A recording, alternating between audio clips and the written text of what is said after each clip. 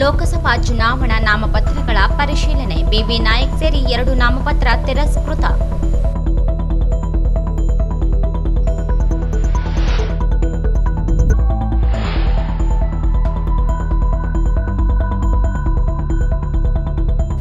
ಲೋಕಸಭಾ ಚುನಾವಣೆ ಬಂಡವಾಳಶಾಹಿ ಮತ್ತು ಬಡವರ ಮಧ್ಯೆ ಚುನಾವಣೆ. ಕಾಂಗ್ರೆಸ್ ಅಭ್ಯರ್ಥಿಗಳನ್ನು ಬೆಂಬಲಿಸಿ ಡೇವಿಡ್ ಸಿಮಿಯೋನ್.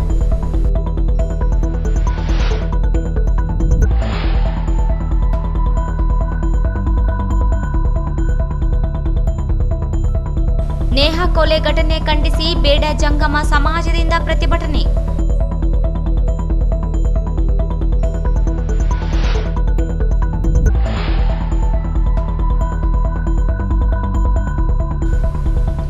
ಹುಬ್ಬಳ್ಳಿ ವಿದ್ಯಾರ್ಥಿನಿ ಕೊಲೆ ಆರೋಪಿಗೆ ಗಲ್ಲು ಶಿಕ್ಷೆಗೆ ನೀಡಲು ಒತ್ತಾಯಿಸಿ ಮನವಿ.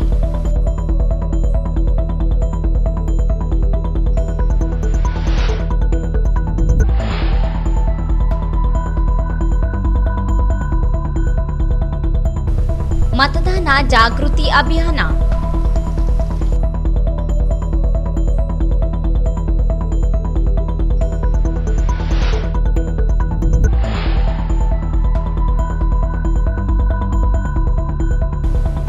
ನೇಹಾ ಭೀಕರ ಹತ್ಯೆ ಖಂಡಿಸಿ ವಿವಿಧ ಸಂಘಟನೆ ಪ್ರತಿಭಟನೆ.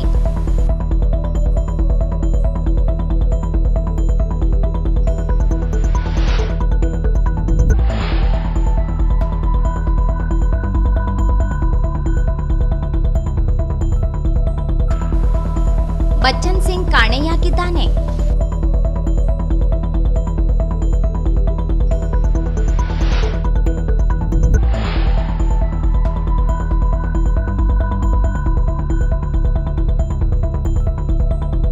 ಮಹೇಶ್ ಕಾಣೆಯಾಗಿದ್ದಾನೆ.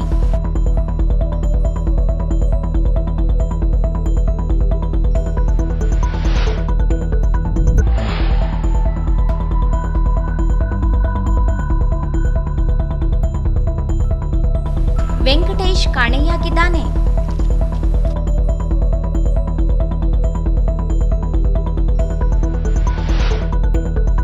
ವಾರ್ತೆಗಳ ವಿವರ. ಲೋಕಸಭಾ ಚುನಾವಣೆಗೆ ನಾಮಪತ್ರ ಸಲ್ಲಿಸಿದ ಬಿಬಿ ನಾಯಕ್ ಸೇರಿದಂತೆ 2 ನಾಮಪತ್ರಗಳು ತಿರಸ್ಕೃತಗೊಂಡಿವೆ. ಇಂದು ಜಿಲ್ಲಾಧಿಕಾರಿಗಳ ಕಚೇರಿಯಲ್ಲಿ ನಡೆದ ನಾಮಪತ್ರಗಳ ಪರಿಶೀಲನೆಯಲ್ಲಿ ಬಿಜೆಪಿ ಪಕ್ಷದಿಂದ ನಾಮಪತ್ರ ಸಲ್ಲಿಸಿದ್ದ ಬಿಬಿ ನಾಯಕ್ ಇವರ ನಾಮಪತ್ರ ಪ್ರಮಾಣ ಸ್ವೀಕರಿಸದೇ ಇರುವ ಕಾರಣದಿಂದ ನಾಮಪತ್ರ ತಿರಸ್ಕೃತಗೊಂಡಿದೆ. ರಾಯಚೂರು ಲೋಕಸಭಾ ಚುನಾವಣೆಗೆ 10 ಅಭ್ಯರ್ಥಿಗಳಿಂದ 21 ನಾಮಪತ್ರಗಳು ಸಲ್ಲಿಕೆಯಾಗಿದ್ದವು. ಬಿಜೆಪಿ ಬಿಬಿ ನಾಯಕ್ ಮತ್ತು ಸ್ವತಂತ್ರ ಅಭ್ಯರ್ಥಿ ಶ್ಯಾಮರಾವ ಮೇದರ ನಾಮಪತ್ರ ತಿರಸ್ಕರಿಸಲಾಗಿದೆ. ಆದರೆ ಶ್ಯಾಮರಾವ ಮೇದರ ಇನ್ನೊಂದು ನಾಮಪತ್ರ ಸ್ವೀಕೃತಗೊಂಡಿದೆ. ಉಳಿದಂತೆ 19 ನಾಮಪತ್ರಗಳು ಸ್ವೀಕೃತಗೊಂಡಿವೆ. ಅಂತಿಮವಾಗಿ ಕಣದಲ್ಲಿ 10 ಜನ ಅಭ್ಯರ್ಥಿಗಳು ಕಣದಲ್ಲಿ ಉಳಿದಂತಾಗಿದೆ. ಬಿಜೆಪಿ ಅಭ್ಯರ್ಥಿ ರಾಜ ಅಮರೇಶ್ವರ ನಾಯಕ್ ಜಾತಿ ಪ್ರಮಾಣ ಪತ್ರ ಗೊಂದಲದಿಂದಾಗಿ ಬಿಬಿ ನಾಯಕ್ ಪಕ್ಷದಿಂದಲೇ ನಾಮಪತ್ರ ಸಲ್ಲಿಸಿದ್ರು. ಪಕ್ಷದಿಂದ ಬಿ ಫಾರಂ ಇಲ್ಲದೇ ಇರುವುದು ಹಾಗೂ ನಾಮಪತ್ರ ಸಲ್ಲಿಸುವ ಸಂದರ್ಭದಲ್ಲಿ ಹಾಜರಾಗಿ ಪ್ರಮಾಣ ಸ್ವೀಕರಿಸದೇ ಇರುವ ಕಾರಣಕ್ಕಾಗಿ ತಿರಸ್ಕೃತಗೊಂಡಿದೆ ಎಂದು ಹೇಳಲಾಗಿದೆ. ಪಕ್ಷದಿಂದ ಬಿ ಫಾರಂ ಪಡೆಯುವ ಕೊನೆ ಕ್ಷಣದ ಪ್ರಯತ್ನದಲ್ಲಿದ್ದ ಬಿಬಿ ನಾಯಕರ ಕೊನೆ ಗಳಿಗೆಯಲ್ಲಿ ನಾಮಪತ್ರ ತಿರಸ್ಕೃತಗೊಂಡಿರುವುದು ರಾಜ ಅಮರೇಶ್ವರ ನಾಯಕರ ದಾರಿ ಸುಗಮವಾಗುವಂತಾಗಿದೆ.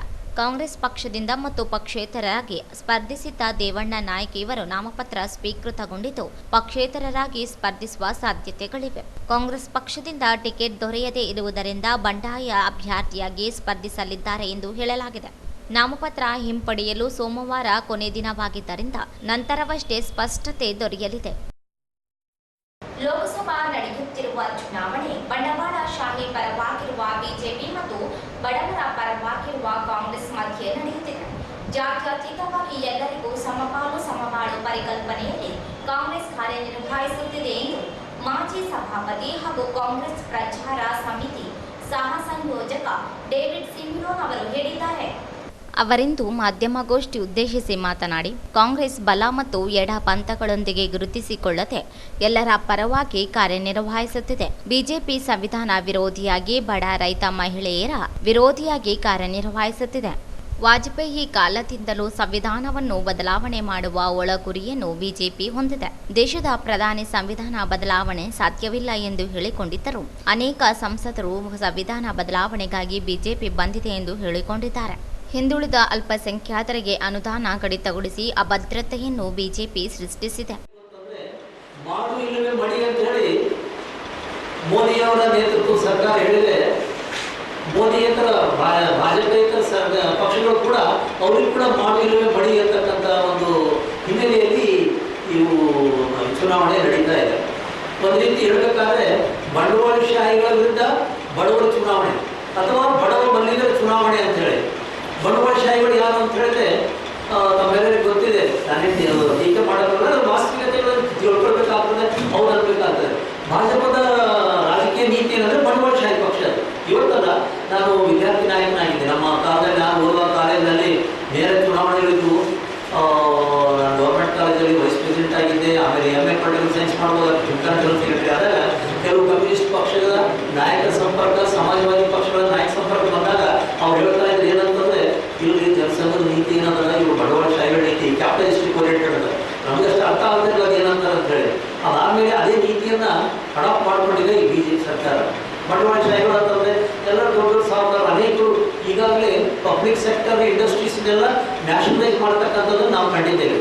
ಕೆಲವರು ಹೇಳ್ತಾ ಇದ್ರು, ನಮ್ಮ ಬಸವರಾಜ ಬೊಮ್ಮಾಯಿ ಅವರ ಸರ್ಕಾರ ಇನ್ನೊಂದು 6-8 ತಿಂಗಳು ಇತ್ತಂದ್ರೆ ಇಲ್ಲಿ ಇರ್ತಕ್ಕಂಥ ಬಸ್ಗಳು ಕೂಡ ಖಾಸಗೀಕರಣ ಆಗಿಬಿಡ್ತಾ ಇದ್ರು ಅಂತ ಹೇಳಿ ಅಂತಕ್ಕಂಥ ಮಾತನ್ನು ಹೇಳ್ತಾರೆ. ಈಗ ದೂರ ಸತ್ಯವಾದ ದೂರದ ಮಾತನ್ನು ಹೇಳ್ಬೇಕಾಗ್ತದೆ. ಯಾಕಂದ್ರೆ ಅದು ಮಾಡಿಲ್ಲ, ಅದು ಇದ್ರೆ ಮಾಡ್ತಿದ್ರು ಅನ್ನೋದು ಮಾತು ಬೇರೆ.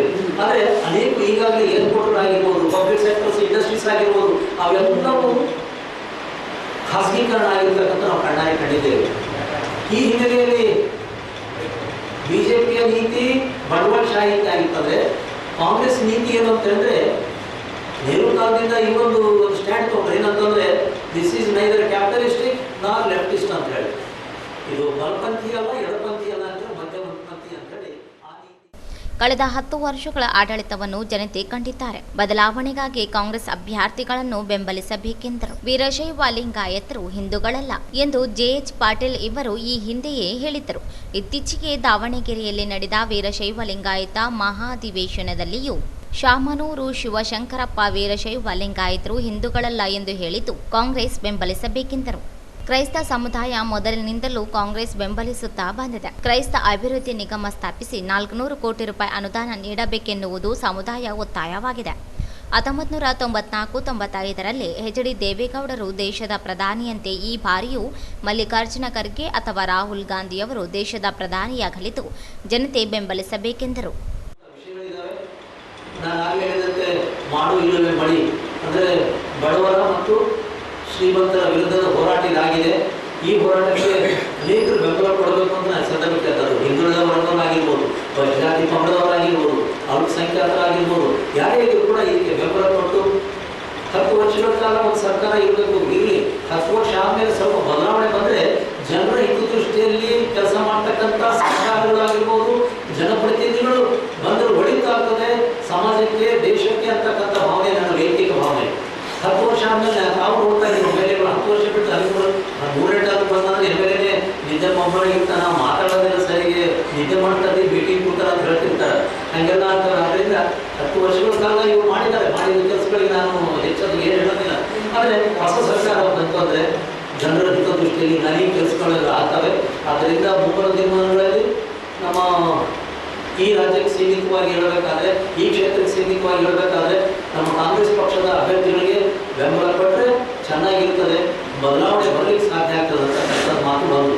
ಇನ್ನೂ ಒಂದು ವಿಷಯ, ಒಂದು ಐತಿಹಾಸಿಕ ವಿಷಯ ತಮ್ಮ ಗಮನಕ್ಕೆ ತರಬಯಸ್ತೇನೆ. ಏನಂತಂದರೆ, ಹಿಂದೆ ದೇವೇಗೌಡರವರು ಇಲ್ಲಿ ಮುಖ್ಯಮಂತ್ರಿ ಆಗಿದ್ದಾಗ 94 ಇಸ್ವಿಯಲ್ಲಿ 94-95ರಲ್ಲಿ ಅವಾಗ ಕೂಡ ಸ್ಪಷ್ಟವಾದ ಬಹುಮತ ಬಂದಿರಲಿಲ್ಲ ಕೇಂದ್ರದಲ್ಲಿ. ಅವಾಗ ಒಂದು ಮೀಟಿಂಗ್ ಕರೆದಿಲ್ಲ ಮುಖ್ಯಮಂತ್ರಿಗಳಿಗೆ. ಜ್ಯೋತಿ ಬಸು ಅವರಿಗೆ ಪ್ರಧಾನಮಂತ್ರಿ ಆಗಲಿ ಅಂತಕ್ಕಂಥ ಒಂದು ಸೂಚನೆ ಅವರಿಗೆ ಬಂದಿತ್ತು. ನಮ್ಮ ಪಾಲಿಟಿ ಬೇರೆ ಕೇಳಿಕೊಳ್ತೀನಿ ಅಂತೇಳಿ ಒಂದು 4 ತಾಸು ತಗೊಂಡು ಹೋಗಿ ಬಂದು ಇಲ್ಲ ಇಂಥದ್ರಲ್ಲಿ ಸ್ಪಷ್ಟ ಮತ್ತು ಬಹುಮತ ಇಲ್ಲದೇ ಇದ್ದಾಗ ನೀವು ಆ ನಾಯಕತ್ವ ವಹಿಸ್ಕೊಳ್ಬೇಡ್ರಿ ಅಂದ್ರೆ ಇಲ್ಲ ಆಗೋದಿಲ್ಲ ಅಂತ ಹೇಳಿದ್ರು. ಆಮೇಲೆ NT ರಾಮರಾವ್ ಕೇಳಿದ್ರು, ನೀವು ಆಗ್ಬೇಕಾಗ್ತದೆ ನೋಡ್ರಿ, ನಿಮ್ಮ ಹತ್ರ ಕೂಡ MP ಹೇಳ್ತಾರೆ. ಅವತ್ತು 10-12 ಮಂದಿ 15 ಮಂದಿ ಇದ್ರು ಅವರು. ಹಾಗಾದ್ಮೇಲೆ ಅವರು ಸ್ಪಷ್ಟವಾಗಿ ನೇರವಾಗಿ ಅವರು ಆಗೋದಿಲ್ಲ ಅಂತಂದ್ರು. ನೆಕ್ಸ್ಟ್ ಯಾರಿಗೆ ಬಂತಂದ್ರೆ ದೇವೇಗೌಡ 22 ಮಂದಿ. ಈ ಸಂದರ್ಭದಲ್ಲಿ ಕಾಂಗ್ರೆಸ್ ಮುಖಂಡರುಗಳಾದ Pavan Patil, Robert Rajashekar, Jacob Kurdi, Vijay Kumar, Rubin, M Bhandari, Muthappa ಸೇರಿದಂತೆ ಅನೇಕರು ಉಪಸ್ಥಿತರಿದ್ದರು. ವಿದ್ಯಾರ್ಥಿನಿ ನೇಹಾ ಹಿರೇಮಠರನ್ನು ಚಾಕುವಿನಿಂದ ತೆಗೆದು ಕೊಲೆಗೈದಿರುವ ಆರೋಪಿ ಫಯಾಜ್ಗೆ ಕಠಿಣ ಶಿಕ್ಷೆ ವಿಧಿಸುವಂತೆ ಒತ್ತಾಯಿಸಿ ತಾಲೂಕು ವೇದ ಜಂಗಮ ಸಮಾಜದಿಂದ ಡಿಸಿ ಕಚೇರಿ ಮುಂದೆ ಪ್ರತಿಭಟನೆ ನಡೆಸಲಾಯಿತು. ಜಿಲ್ಲಾಧಿಕಾರಿ ಕಚೇರಿ ಅಧಿಕಾರಿಯ ಮೂಲಕ ಮುಖ್ಯಮಂತ್ರಿಗೆ ಮನವಿ ಸಲ್ಲಿಸಿ ಹುಬ್ಬಳ್ಳಿ ಧಾರವಾಡ ಮಹಾನಗರ ಪಾಲಿಕೆ ಸದಸ್ಯ ನಿರಂಜನ್ ಹಿರೇಮಠರ ಪುತ್ರಿ ಖಾಸಗಿ ಕಾಲೇಜಿನ ಎಂಸಿಎ ವಿದ್ಯಾರ್ಥಿನಿ ನೇಹಾ ಹಿರೇಮಠರನ್ನು ಕಾಲೇಜಿನ ಕ್ಯಾಂಪಸ್ನಲ್ಲಿ ಫಯಾಜ್ ಎಂಬ ವ್ಯಕ್ತಿ ಚಾಕುವಿನಿಂದ 9 ಬಾರಿ ಇರಿದು ಹತ್ಯೆಗೈದಿರುವುದು ಕ್ಯಾಮೆರಾದಲ್ಲಿ ಸೆರೆಯಾಗಿದೆ. ಕೊಲೆ ಮಾಡಿದ ನಂತರ ಪರಾರಿಯಾಗಿದ್ದು ನಂತರ ಪೊಲೀಸರು ಬಂಧಿಸಿದ್ದಾರೆ. ನೇಹಾ ಹಿರೇಮಠ ಮೃತಪಟ್ಟಿದ್ದು ಮಾನವ ಸಮಾಜಕ್ಕೆ ಅತ್ಯಂತ ನೋವಿನ ಸಂಗತಿಯಾಗಿದೆ. ಘಟನೆ ಮರುಕಳಿಸದಂತೆ ಆರೋಪಿಗೆ ಕಠಿಣ ಶಿಕ್ಷೆ ನೀಡಬೇಕೆಂದು ಆಗ್ರಹಿಸಿದರು.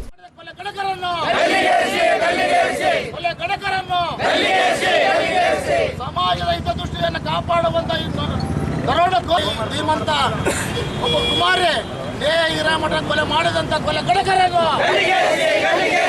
ಹೋರಾಟ ಹೋರಾಟ ನ್ಯಾಯ ಒದಗಿಸಿ ಹೋರಾಟ ಹೋರಾಟ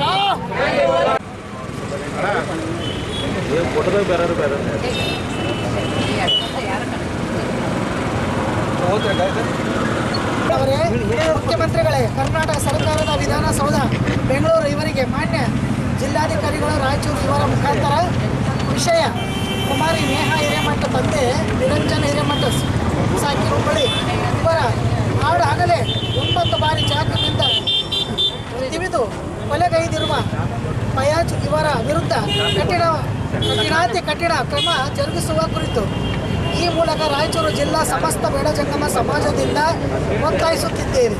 ಹುಬ್ಬಳ್ಳಿ ಧಾರವಾಡ ಮಹಾನಗರ ಪಾಲಿಕೆ ಸದಸ್ಯರಾದ ಶ್ರೀ ನಿರಂಜನ ಹಿರೇಮಠ ಇವರ ಪುತ್ರಿ ಖಾಸಗಿ ಕಾಲೇಜಿನ ಎಂಸಿಎ ವಿದ್ಯಾರ್ಥಿ ಕುಮಾರಿ ನೇಹಾ ಹಿರೇಮಠ ಅವರನ್ನು ದಿನಾಂಕ 18/4/2024ರಂದು ಗುರುವಾರ ಸಂಜೆ ಕಾಲೇಜಿನ ಕ್ಯಾಂಪಸ್ನಲ್ಲಿ ಫಯಾಜ್ ಎಂಬ ಅನ್ಯ ಕೋಮಿನ ವಿದ್ಯಾರ್ಥಿಯು ಏಕಾಏಕಿ.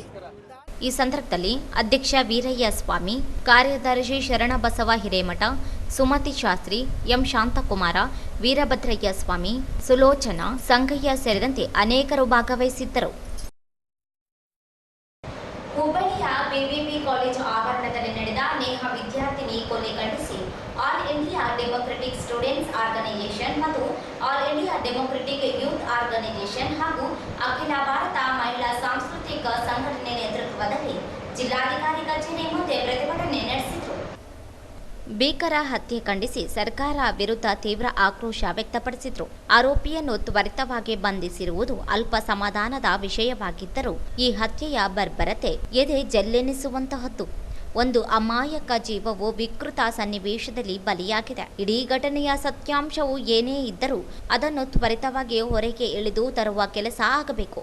ಆರೋಪಿಯು ನಡೆಸಿರುವ ಅಪರಾಧವು ಬಹಳ ವೇಗವಾಗಿ ಸಾಬೀತಾಗಿ ಕಾನೂನಿನ ಅನ್ವಯ ಆತನಿಗೆ ಅತ್ಯುತ್ತಮವಾದ ಹಾಗೂ ನಿದರ್ಶನೀಯವಾದ ಶಿಕ್ಷೆಯಾಗಬೇಕು. ಈ ವಿಷಯದ ಸುತ್ತ ಎಲ್ಲರ ಗಮನವಿರಬೇಕು. ಇಲ್ಲವಾದಲ್ಲಿ ಪ್ರಸಕ್ತ ಚುನಾವಣೆ ಸಂದರ್ಭದಲ್ಲಿ ಈ ದುರ್ಘಟನೆಯನ್ನು ರಾಜಕೀಯ ಕಾರಣಗಳಿಗೆ ದುರ್ಬಳಕೆ ಮಾಡಿಕೊಳ್ಳುವ ಎಲ್ಲ ಅವಕಾಶಗಳಿವೆ ಎಂಬುದನ್ನು ಸಹ ಮನಗಾಣಬೇಕಾಗಿದೆ. ಇಡೀ ಘಟನೆಯನ್ನು ಗಂಭೀರವಾಗಿ ಪರಿಗಣಿಸಿ ಸಾವಿಗೀಡಾದ ವಿದ್ಯಾರ್ಥಿನಿಗೆ ಮತ್ತು ಆಕೆಯ ಕುಟುಂಬಕ್ಕೆ ನ್ಯಾಯ ದೊರಕಿಸಿಕೊಡಬೇಕು ಎಂದು ಒತ್ತಾಯಿಸಿದ್ದಾರೆ. ನೇಹಾ ಕೊಲೆ ಆರೋಪಿಗೆ ಉಗ್ರ ಶಿಕ್ಷೆ ಆಗಲೇಬೇಕು.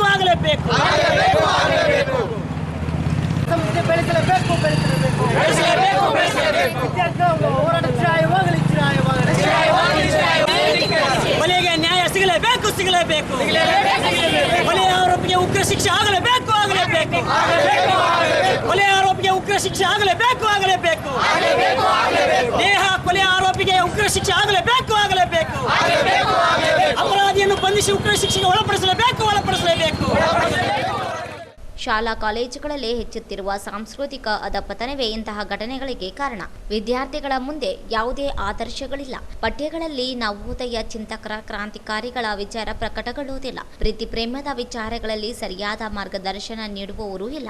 ಕಾಲೇಜುಗಳಿಂದ ವಿದ್ಯಾರ್ಥಿ ಸಂಘಟನೆಗಳನ್ನು ದೂರ ಇಟ್ಟಿರುವ ಕಾರಣ ಸಾಮಾಜಿಕ ಮನೋಭಾವ ಕುಂಠಿತಗೊಂಡಿತು. ವಿದ್ಯಾರ್ಥಿಗಳ ಆಮೂಲಾಗ್ರ ಬೆಳವಣಿಗೆಗೆ ಅಡ್ಡಿಯಾಗಿದೆ. ಇಂತಹ ಘಟನೆಗಳಿಗೆ ಕಡಿವಾಣ ಹಾಕಲು ವಿದ್ಯಾರ್ಥಿಗಳ ನಡುವೆ ಸಾಂಸ್ಕೃತಿಕ ಆಂದೋಲನ ಹರಿಬಿಡಬೇಕೆಂದು ಒತ್ತಾಯಿಸಿದ್ದಾರೆ.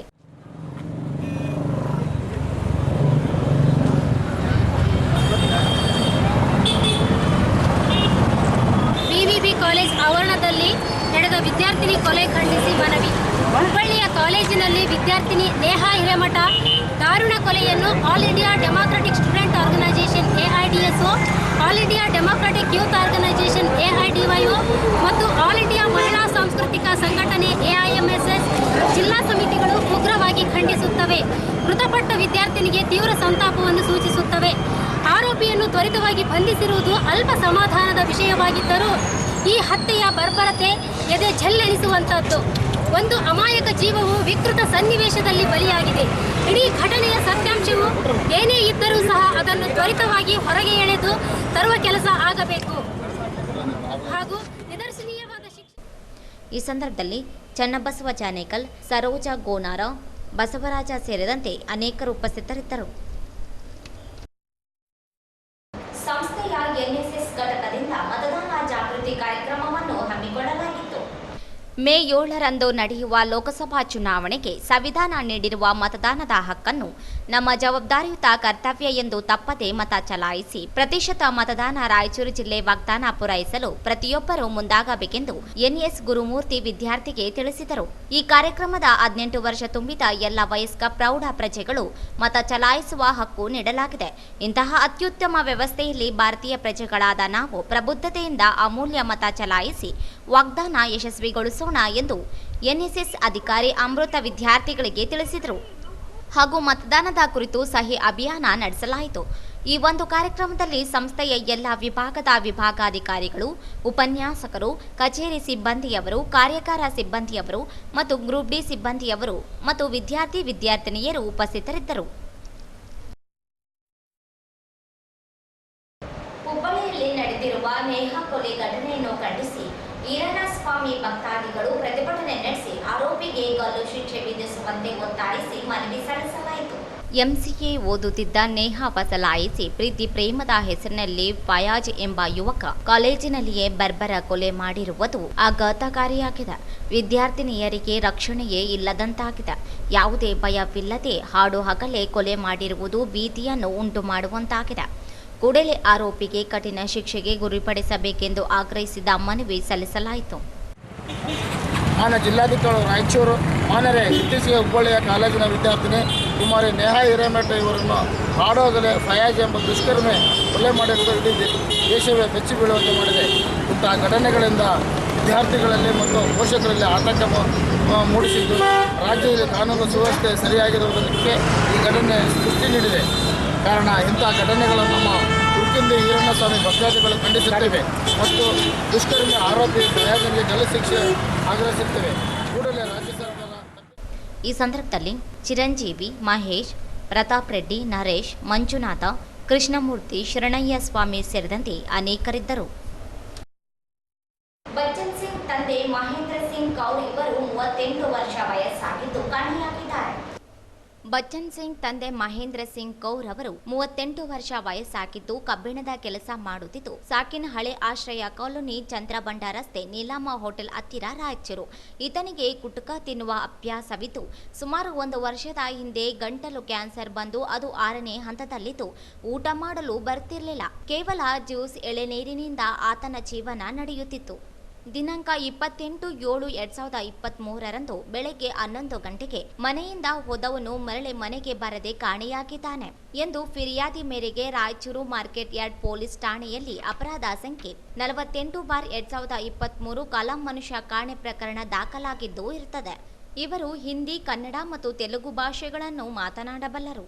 ಇವರು ಕಂಡಲ್ಲಿ PSI ಮಾರ್ಕೆಟ್ ಯಾರ್ಡ್ ಪೊಲೀಸ್ ಠಾಣೆ ಸಂಖ್ಯೆ 08532235600 ಹಾಗೂ 9480803847, CPI ಪಶ್ಚಿಮ ವೃತ್ತ ರಾಯಚೂರು ಸಂಖ್ಯೆ 08532226856 ಹಾಗೂ 9480803831, ಜಿಲ್ಲಾ ನಿಸ್ತಾಂತು ಘಟಕ ರಾಯಚೂರು ಸಂಖ್ಯೆ 08532235635 ಹಾಗೂ 9480803800 ಇವುಗಳಿಗೆ ಸಂಪರ್ಕಿಸಬಹುದಾಗಿದೆ.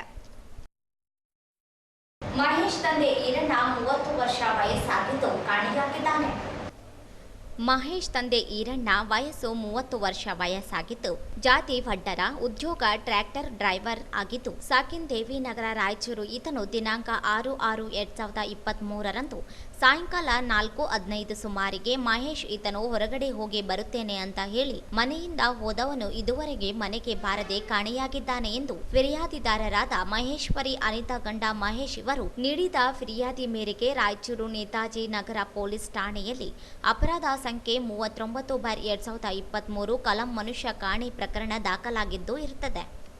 ಇವರು ತೆಲುಗು ಭಾಷೆ ಮಾತನಾಡಬಲ್ಲರು ಮತ್ತು ಕನ್ನಡ ಭಾಷೆ ಅರ್ಥವಾಗುತ್ತದೆ. ಇವರು ಕಂಡಲ್ಲಿ PSI ನೇತಾಜಿ ನಗರ ಪೊಲೀಸ್ ಠಾಣೆ ಸಂಖ್ಯೆ 08532 2555170 ಹಾಗೂ 9480803847, CPI ಪಶ್ಚಿಮ ವೃತ್ತ ರಾಯಚೂರು ಸಂಖ್ಯೆ 08532 226856 ಹಾಗೂ 9480803831, ಜಿಲ್ಲಾ ನಿಸ್ತಾಂತು ಘಟಕ ರಾಯಚೂರು ಸಂಖ್ಯೆ 08532 235635 ಹಾಗೂ 9480803800 ಇವುಗಳಿಗೆ ಸಂಪರ್ಕಿಸಬಹುದಾಗಿದೆ.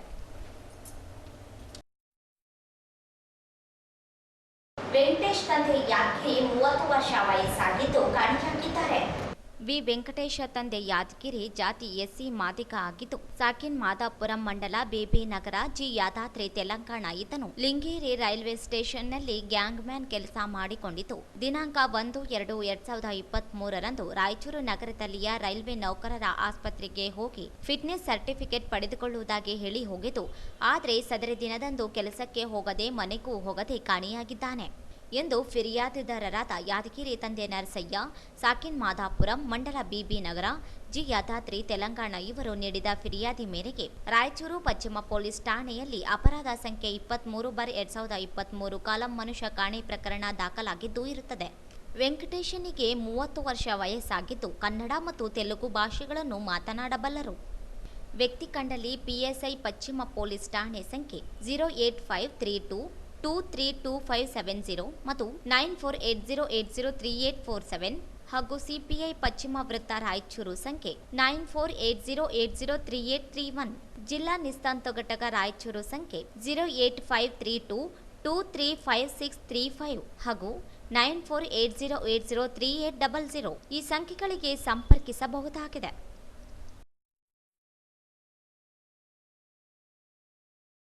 ಕೊನೆಯಲ್ಲಿ ಮತ್ತೊಮ್ಮೆ ಹೆಡ್ಲೈನ್ಸ್.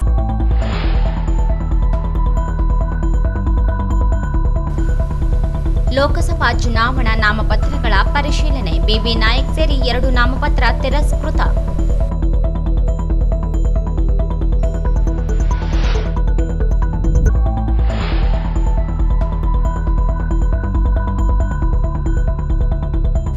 ಲೋಕಸಭಾ ಚುನಾವಣೆ ಬಂಡವಾಳಶಾಹಿ ಮತ್ತು ಬಡವರ ಮಧ್ಯೆ ಚುನಾವಣೆ, ಕಾಂಗ್ರೆಸ್ ಅಭ್ಯರ್ಥಿಗಳನ್ನು ಬೆಂಬಲಿಸಿ ಡೇವಿಡ್ ಸಿಮಿಯೋನ್.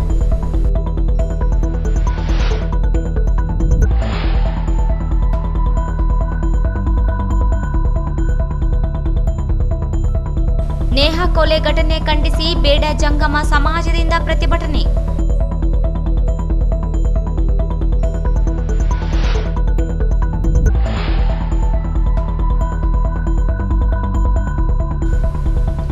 ಹುಬ್ಬಳ್ಳಿ ವಿದ್ಯಾರ್ಥಿನಿ ಕೊಲೆ ಆರೋಪಿಗೆ ಗಲ್ಲು ಶಿಕ್ಷೆಗೆ ನೀಡಲು ಒತ್ತಾಯಿಸಿ ಮನವಿ.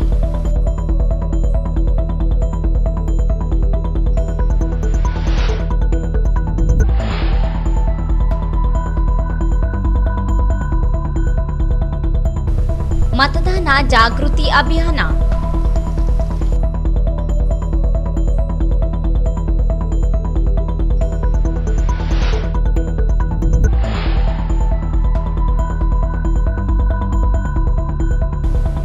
ನೇಹಾ ಭೀಕರ ಹತ್ಯೆ ಖಂಡಿಸಿ ವಿವಿಧ ಸಂಘಟನೆ ಪ್ರತಿಭಟನೆ.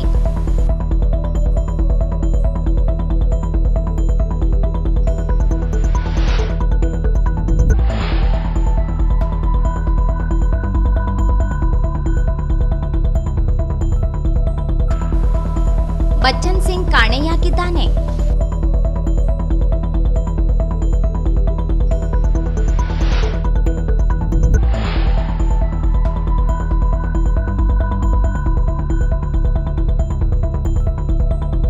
ಮಹೇಶ್ ಕಾಣೆಯಾಗಿದ್ದಾನೆ.